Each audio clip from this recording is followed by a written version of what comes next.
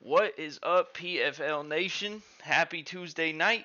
It is the In the Booth podcast, episode 4. I'm here with my main co host, as always, Austin Briley. What's up, everybody? And this week we have a very special guest, my own teammate, who I'm very happy to have on the pod, though I wish it was coming off a better week. We got our own Nas Jet Calhoun. How you doing, Nas? Feeling good. How about you? Man, I'm feeling good, man. I'm so glad you're here.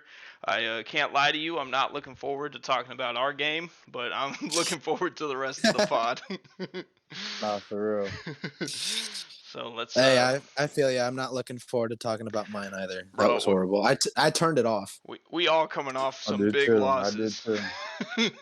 It's gonna be depressing for our games. We got embarrassed, man. So let's jump right into it with a game that's a little bit more exciting to talk about.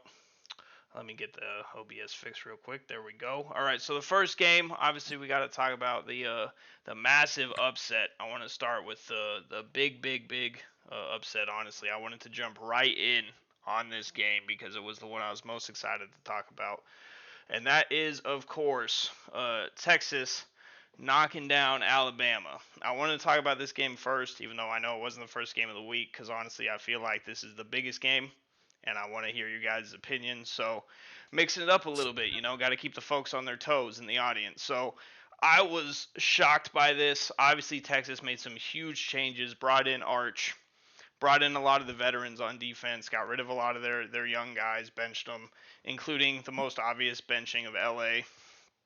AB, how are we feeling here? Do we think this was just a matter of time for Alabama? Do you feel like Texas is the real deal? What are we thinking? I think this is really odd to look at. I do not think Alabama should have lost this game. I think this game would have been a close game. Looking at this 44-7, I don't even know where that comes from unless there's better scheming with Arch than there was LA. Yeah. But yeah, there's just not really a lot to be said. This was just a huge borderline handout victory for a team that's, well, I guess we'd call this a trap game, if you will. Yeah. But yeah, there's just not a whole lot to be said. I'm just kind of shocked by it. But props to Arch for coming in and getting the dub, and Texas is going to hang in there. Yeah. Yeah. I mean, I agree. I was stunned when I was watching this game. I couldn't believe that there was this much of a difference just by swapping the quarterback. Hint for Nas and I maybe with Caleb. But Man, put in Malachi Nelson, man. but you could clearly see that made a massive difference. Nas, when you're looking at this game, you're looking at this score. Do you look at Arch Manning and think like, I wish that was my QB, I wish he was throwing to me, or do you think this game was Yes, more of a bro. That's fluke? exactly what I think. Yeah. I would love Arch throwing me the ball. I ain't gonna lie. Yeah. Do you feel like Texas came out and deserved this win, or do you feel like Bama kind of fumbled the bag a little bit? A little bit of both. Okay.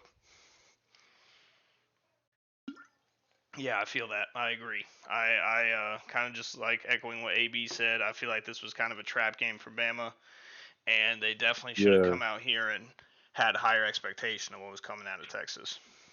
Yeah, they thought it was gonna be a little easy dub.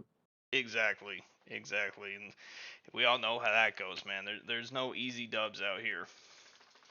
So, as you guys could probably tell by the first game, we're going in backwards order this week. So we're going to go straight into the Miami versus Cincy game. AB, you've been with me for a while now. You already know what I'm about to do on this one. This isn't surprising. Nas, I think we can both agree there is one team in the PFL that is just worse than we are. Nah, for real. And that is Cincinnati. So I don't feel like we got to talk about this one too much. I will say, PS3 was out there. PS3 still not getting benched, doing his thing. Managed to lead them to a dub. I think 10 points might be the most since he scored in a hot minute, so maybe that's a takeaway for them. AB, how you feeling, man? Same story as always, or you got any new insight here? Nope, same story, different day, John. Same story, different day.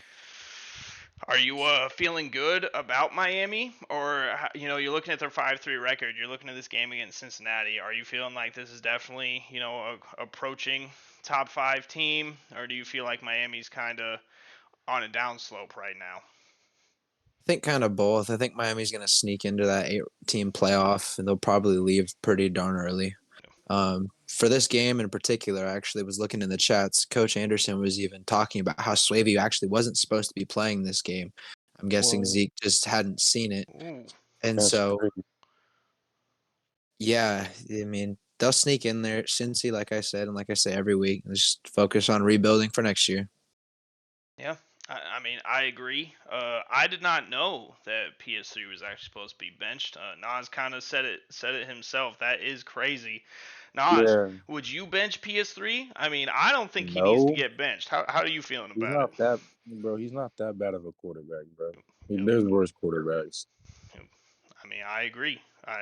I feel like that is kind of jumping to a quick conclusion. And I mean, he came out here and led him to the dub. I know it's against Cincinnati, but ultimately he's still Yeah, winning. That's what matters, yeah, they don't right? have a bad record either. Exactly. Exactly. I agree. Do you got anything to say on this one, Nas? I'm not trying to be too mean to Cincy, but I gotta ask. Do you have any thoughts about the way they performed this season? Are you surprised, or are you kind of No, thinking, I'm definitely not surprised. yeah? Did you think this They was don't gonna got they happen? don't got a good coach. Yep. Ooh, ooh, we got some shots fired early in the I pod. even Yeah, I said what I I was said. trying to I was trying to even help them. I was sending them playbooks just to try and stuff, and yeah, it's just not gonna work. Yeah, Yeah, it's I'm not trying to turn this into the in the booth we dump on Cincinnati, but man, we got to see something out of them in order for that conversation to shift. So, with that, like I said, that's a quick game. We're gonna move on to what I'm sure AB knew was coming, since we're going in backwards order here. Probably his least favorite part of the pod this week, unlike last week. We had an FSU slaughter session, 29-7. Obviously I got to highlight my boy AB with the 59 passer rating, at the 55% completion rate and a burger. But FSU, man, I mean, we talked about this last week, AB. I said they're looking like the real deal. They're looking like the defending champs. And honestly, I feel like they proved it against you. I know it's hard talking about games when you get embarrassed because I'm going to have to do it here in a second. But, coming back, looking at the game analytically, how do you feel about it? Do you feel like you obviously deserved this loss, or do you feel like things just didn't quite go your way? I do think we deserved this loss in a way. I think we got way too big for ourselves last week against Michigan, and that's why I said what I said in the last pod. Yep. I'm not going to come out and say that we're going to come and just blow everybody out because we got 6 touchdowns, because that's not what's going to happen, and it shows right here. That one interception should not have happened. I have no idea where I was looking, where I was throwing, who it was going to. Triple coverage 40, 50 yards downfield when I had everybody else on the field wide open. That Yeah. you see. We call But the that no the touch. Caleb Williams special here in USC. But yeah, I do think Florida State is the real deal, and I think they're, like I said, and like I say every week, they're just going to keep moving forward until somebody stops them. And I mean, we saw Alabama get stopped this last week, and so maybe it's coming for them, and maybe it's not. But they'll definitely be in that playoff, and they'll definitely make some noise. Yeah. All right, all right. Well, like I gotta say, you've handled this with composure. I know getting L's like that is never easy, so I appreciate the pretty neutral response out of you. Nas, did you get a chance to catch this game? What are your thoughts on this one? Were you surprised, or do you think Florida, they are the defending champs? You think they're gonna make another run at it? no, I don't. Ooh, he said that with the quickness. I definitely don't think they're going back. Okay. Okay. Do you think it's going to be an early exit for them in the playoffs? Nah, no. Okay. I think it's gonna be a late one. Okay. But you don't see them going back to back. Nah, I already know who I think that's gonna be in there. Oh, okay. So, Okay. Well, I mean, you got to let us know when we get there if you're willing to oh share yeah, that. for All sure. right, for sure. Hell yeah. What about FSU makes you think that they're not good enough to go back to back? Do you just think there are better teams, or do you think FSU's not there? I think there's better teams. All right. They're not a bad team. Yeah. Like But it's just, they're just better teams. I get that. other teams, they get better. Yeah. Yeah. Yeah. I feel that. Yeah, I'm excited to see what FSU does, honestly, for the rest of this year. Obviously, they're on a 6-game win streak. At some point, somebody's going to take a crack at that, and we're going to see what happens, like AB keeps saying. But until then, we got to just keep giving them their flowers and going on to the next week. So let's move on to, honestly, one of the more surprising results for me. I really like Coach Anderson. You guys know this. I like LSU, but they have just not been able to get it done. To start this game specifically, I'm shocked. Obviously, now as you know, we gave UCLA that work, and they have been winning since the Cali Classic. So I am surprised. I think maybe they're starting to figure things out a little bit. Although I definitely feel like Dada and company just underperformed here. I'm going to switch it up a bit, and Nas, I'm going to bounce right back to you. Do you feel like LSU at 2-6? Do you think that's a deserving record, or do you think they just had a bad season? Bad season. Yeah. Do you Yeah, see they're not next bad. year as a bounce back for them? You think they're going to get better? Yeah, I feel like they'd be a mid team next year because they still got some stuff to figure out. Yeah. Yeah, I feel that. Maybe they could use a special weapon at wide receiver 1, my boy. Maybe that's what they're missing, huh? Yeah, I don't know about that one.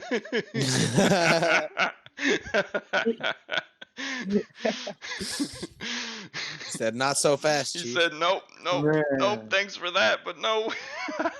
Man, I don't know about that one, man. I'll add it to the resume. But yeah, I agree. I do think LSU is going to keep improving. I know Coach Anderson's constantly making adjustments. Austin and I talk about it all the time. He's probably one of the most active when it comes to playbook changes. So I'm sure they're just trying to figure out exactly how to get Dada in the right spots. AB, you look at this game. I mean, honestly, I'm not a big believer in UCLA. I don't think they're going to go on some win streak and sneak into the playoffs, if I'm being completely honest with you. But how do you feel? Do you think they could? You think they could be a dark horse 8 seed? How do you feel about No. this UCLA team? No, I do not think that. I think it. No. No. This pod is ruthless this week. We are not playing around. It's just nope. They're mid. They're bad. Not happening. Oh man, we are we are gonna get some heat in the league chat this week. This win for UCLA is not right, and I think Nas would agree with me too. I think LSU, especially since we're one of those wins, and that win was such a nasty ass win. Mm-hmm. No. Yeah, I agree. I do. This is another trap game. I agree. Yeah, I think it wasn't taken seriously enough, and every once in a while, Mav can come out here and throw for 324 yards. I mean, these things do happen. He's not terrible, and if you play too soft, I mean, every QB in the PFL is going to get you. So I agree. And when I mention every QB, I should mention besides Caleb Williams. Oh my God, not this game. Oh man. So I will lead this one as I always do when it's our pod, and it's almost always with us losing, which is depressing. But yeah, there's not a whole lot to say here. I've talked to Nas a lot privately. We feel as a team that we do have good pieces, and we're just not quite getting it done. And we're not quite sure why, to put it politically correct. Yeah, Ole Miss came out here and showed us what's going on, and honestly just gave us that work. This was a chance for either team to go to 500. Obviously, Ole Miss capitalized, and we did not. So I'm not too surprised at this result, but I did expect this to put up more of a fight. I really had nothing going in the backfield. They clearly were stuffing the run. They were stopping Caleb from doing anything. So AB, I'll let you speak on this for a little bit, but hopefully we can get through this one pretty quick. Did you have any big takeaways from this game besides KC going absolutely crazy with 5 touchdowns?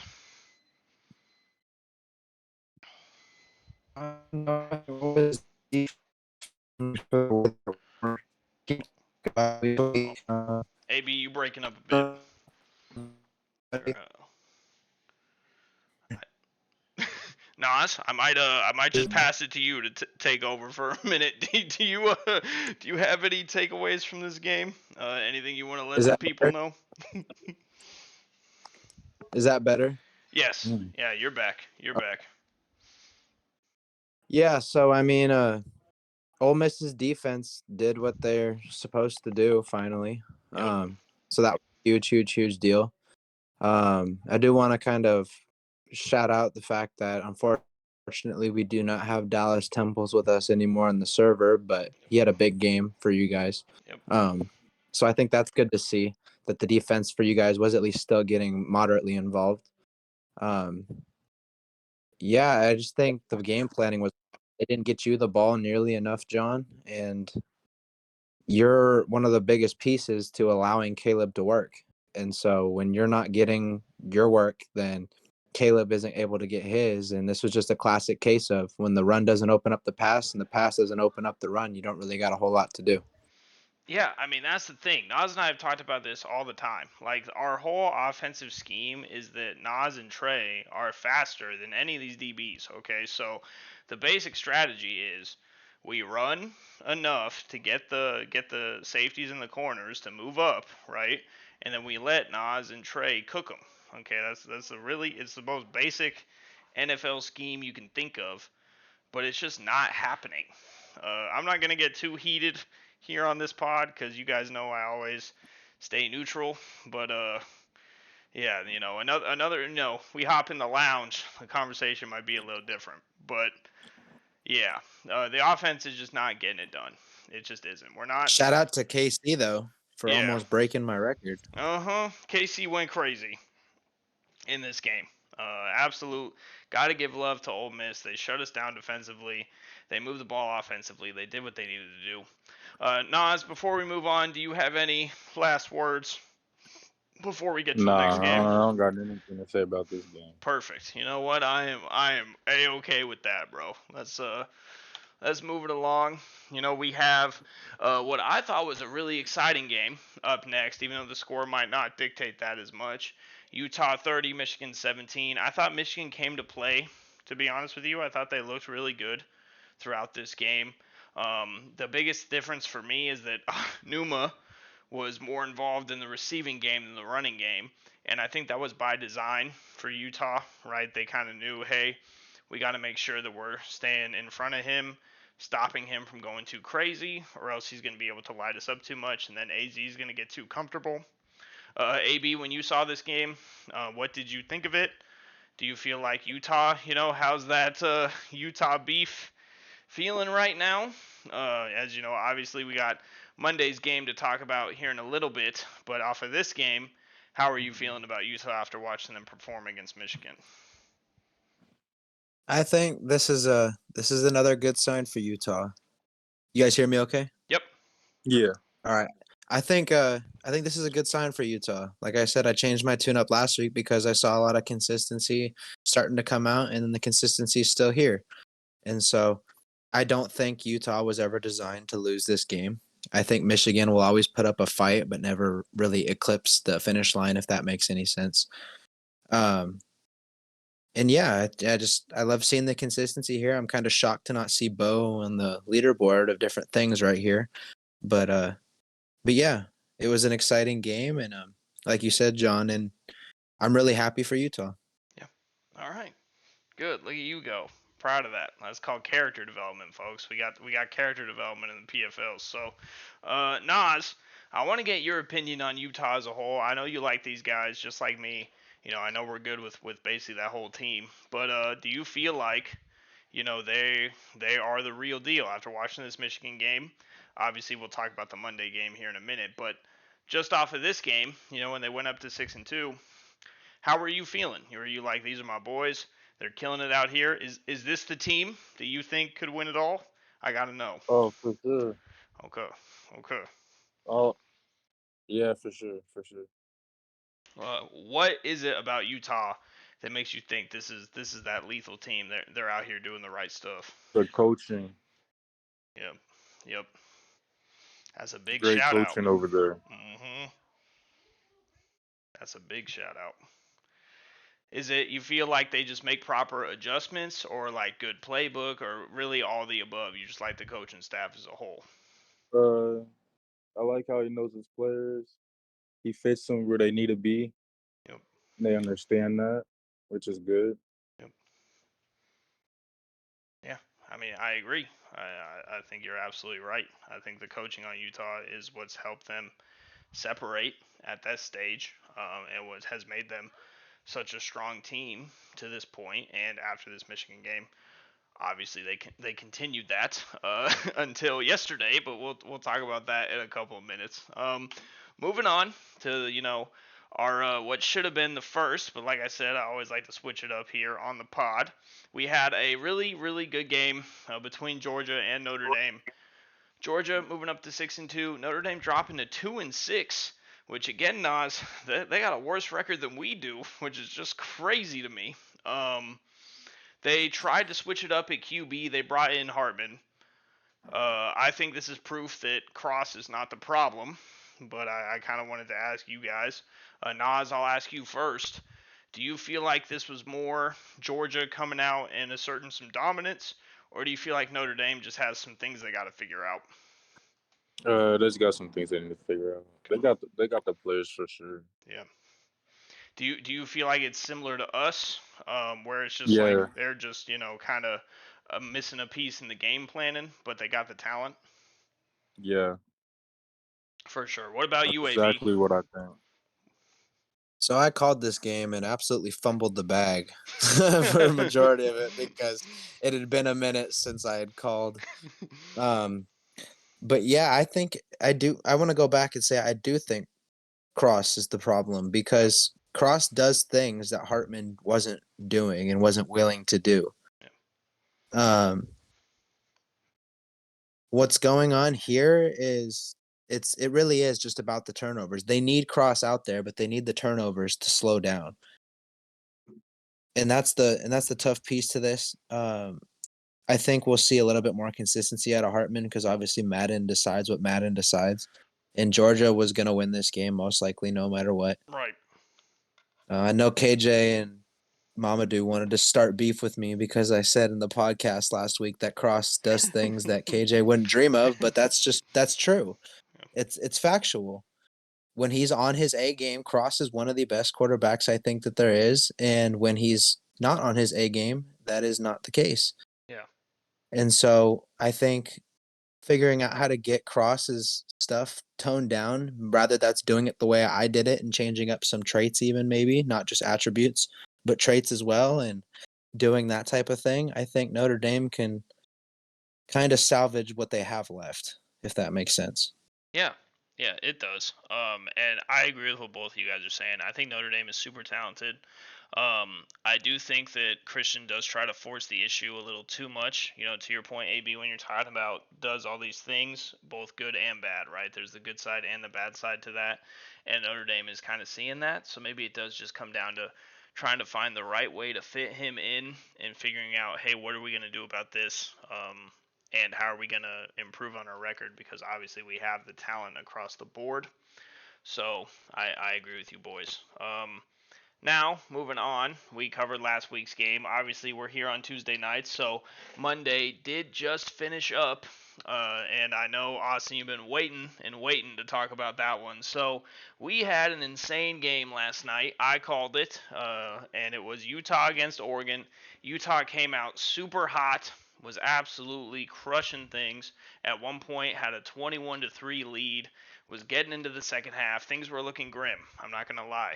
I was kind of getting bored in the booth, not going to lie. You guys know how that goes. The games are a blowout. You're not really that focused up. But before you know it, Oregon is climbing back into it. We see some critical penalties out of Utah. and that game ended up being 27-24 in Oregon's favor. For everyone watching, sorry we don't have the results stat graphic yet. It's not quite ready. But I still wanted to talk about the game because obviously I feel like that was a massive victory for you, Austin. I feel like that was a massive victory for Oregon. And honestly, I'm not going to lie, a catastrophic collapse for Utah. They were doing everything they wanted to do, and then all of a sudden, you guys turned it on and got it done. I just got to ask, AB, I know you were taking press questions last night, but how does that win feel? How does it feel? Does it seem like you guys are getting on the right track, bouncing back off of your loss against FSU, or are you just taking this one game at a time? Oh yeah, I think we're definitely taking it one game at a time. I do want to emphasize that it is all love to Utah. Great job, everybody, doing what they were doing, and it just we're an off and on team, and I say that literally. I mean, week week to week to week to week to week, it really is one game at a time because we come out here, we smoke somebody, or we come back against somebody, and then we go into the next week and we get smoked ourselves. Yeah. And so I think the biggest thing here is just staying humble. Like I said, I'm gonna recognize that this is just a situation where obviously it just was what it was. 2 comebacks on the year. I'm very proud of that. I'm very proud of this team. Very proud of everybody working together in unison when things get rough and all that to kind of overcome these obstacles. And overall, it's just just 1 week at a time, John. Making sure that things are right and as right as they can be at least. And you just got to move forward once at a time. Perfect. That's a great answer. That's really what we're looking for. So again, congrats on the win there. Nas, I gotta ask because we just talked about it. You just said you could see Utah winning it all. They lost against Oregon. Does that adjust your opinion at all, or do you still feel like their coaching can Nah, make those adjustments and get it done? you can make the adjustments. All right, all right. I do like that, man. I like the confidence. I like even when, whether it's a loss or a win, you're feeling good about who you're rocking with. So I do appreciate that. Were you surprised, here, obviously seeing that Oregon managed to come back and sneak the win out against them? I'm sure you went into this thinking Utah would win, but were you like Nah, wholly surprised or not really? I was hella surprised. I ain't gonna lie. That's Like, fair, Nas. That That's really fair, man. truly for real, that is for real. fair. That is truly fair. Yeah, man. Like, Same. there's no hate, but like, I was hella surprised. Yeah.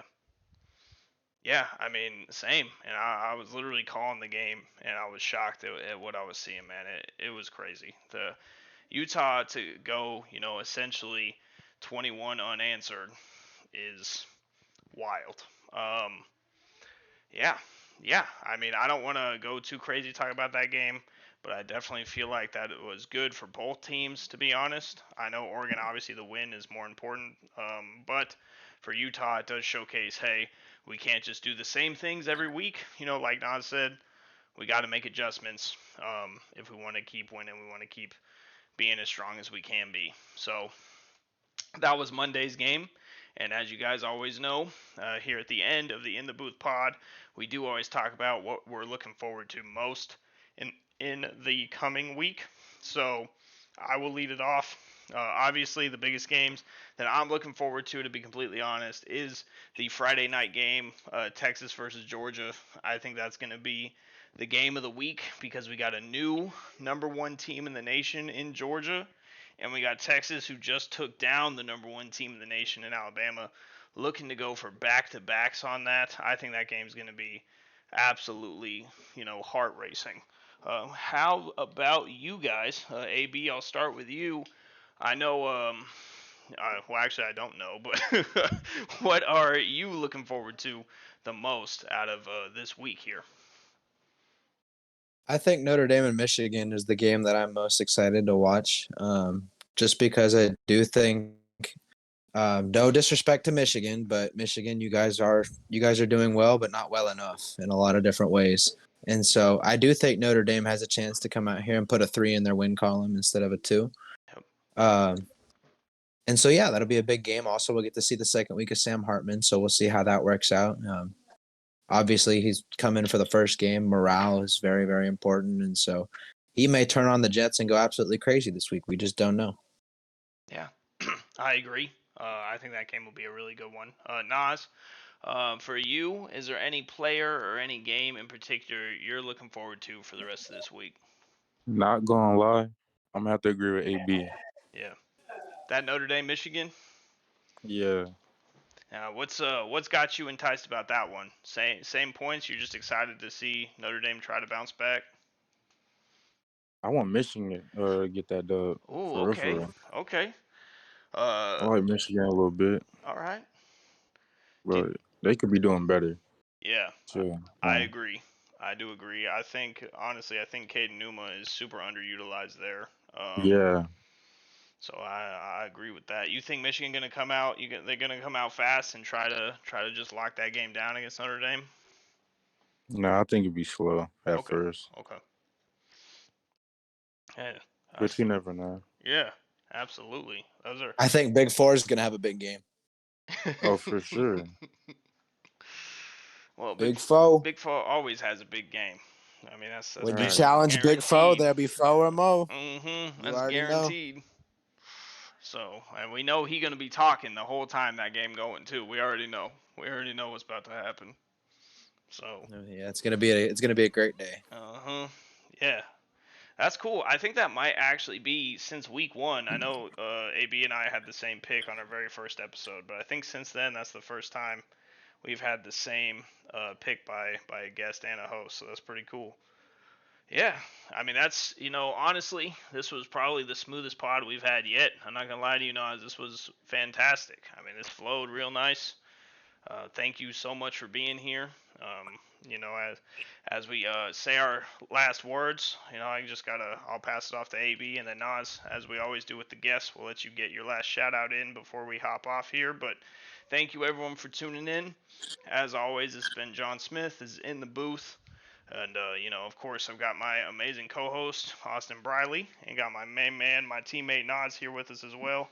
AB, you got anything you want to say before we hop off? And then we'll let Nas get the last word in. Oh yeah, GG's to Utah. Looking forward to everybody's matchups for the rest of this week. So everybody ball hard. Tune in next week. We'll have Coach Kappa / Tim Ricks on here, and so that should be a fun one. I know he's a very colorful person in the league right now, and so. But yeah, we'll just keep it short with that. Keep it simple. Everybody have a great, fantastic Tuesday. Have a great and safe rest of your week, and we'll catch you next Tuesday. Perfect. And Nas, you got anything you want to say? Anything you want to shout out? I do want to, if you don't mind, I am going to shout out your gentleman's podcast you've been doing. I love tuning into that first episode. I can't wait to see what else you guys tune out. But anything in particular you want to shout out before we hop off of here? No, not for real. But appreciate that. Thank you.